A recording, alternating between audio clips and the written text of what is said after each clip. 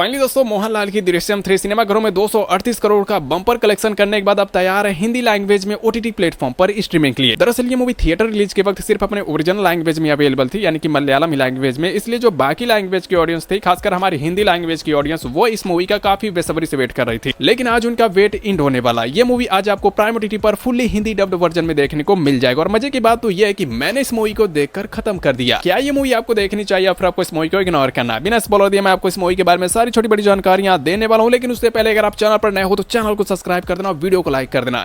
यार कभी कभार सब्सक्राइबर की ओर भी नजर मार लिया करो, बहुत ही कम ही सब्सक्राइबर है, तो प्लीज यार अपने भाई का सपोर्ट कर देना, चैनल को भी सब्सक्राइब कर देना। तो बिना टाइम वेस्ट किए फटाफट मैं आपको इस मूवी के कुछ प्लॉट और स्टोरी लाइन के बारे में बता देता हूं। तो देखो, दृश्यम 3 की शुरुआत वहीं से होती है जहां पर दृश्यम पार्ट 2 एंड हुआ था, लेकिन अब उस घटना को बीते हुए 4 साल से ज्यादा हो चुके हैं। और अब इस पार्ट 3 के अंदर जॉर्ज क्लूनी एक बेहद ही फेमस मूवी डायरेक्टर बन चुका है, सफल डायरेक्टर। और अभी हाल ही में जॉर्ज क्लूनी ने अपनी बायोग्राफी पर मूवी बनाकर अच्छा खासा बॉक्स ऑफिस कलेक्शन किया, यानी कि अब इस पार्ट 3 के अंदर जॉर्ज क्लूनी काफी पैसा वाला बन चुका है। लेकिन इसके बाद भी जॉर्ज क्लूनी को एक बहुत ही बड़ी टेंशन सता रही है, वो है उसकी बड़ी बेटी यानी कि अंजू की शादी। फिर क्या, अब जॉर्ज क्लूनी अपनी बेटी की शादी के लिए इधर उधर बहुत सारे लड़के रिश्ते वगैरह देखने शुरू कर देता है, लेकिन इनका जो फैमिली का काला अतीत होता है वो अब भी पीछा किए जा रहा होता है। जब भी जॉर्ज क्लूनी किसी रिश्ते की बात करता है या फिर जब भी ये किसी लड़के की फैमिली वालों से बात वगैरह करने के लिए जाता है, तो इनका जो अतीत होता है वो सामने आ जाता है। मतलब कि आसपास के जो लोग होते हैं वो धीरे धीरे बात फैला देते हैं और यहाँ से जो उनकी शादी होती है वो फिर से टूट जाती है। लेकिन फिर अब कहानी में ट्विस्ट होता बात है जब वरुण का पिता, वरुण पहले ही पार्ट में मर चुका है, और वरुण का जो पिता है जिसका नाम प्रभाकर है, वो अब भी अपने बेटे के बदले में जल रहा है। और इसलिए वो एक रिटायर पुलिस वाले के साथ मिलकर वो फिर से जॉर्ज क्लूनी के फैमिली को फंसाने का योजना तैयार कर रहा है, प्लान तैयार कर रहा है, उसकी बेटी अंजू को लपेटे में लेने की तैयारी कर रहा है। लेकिन अब प्रभाकर की इस चाल की भनक जॉर्ज क्लूनी को लग जाती है और फिर वो अपनी बेटी और अपनी फैमिली को बचाने के लिए जो कुछ आगे करेगा वो सब आपको जानने के लिए मूवी को देखना होगा।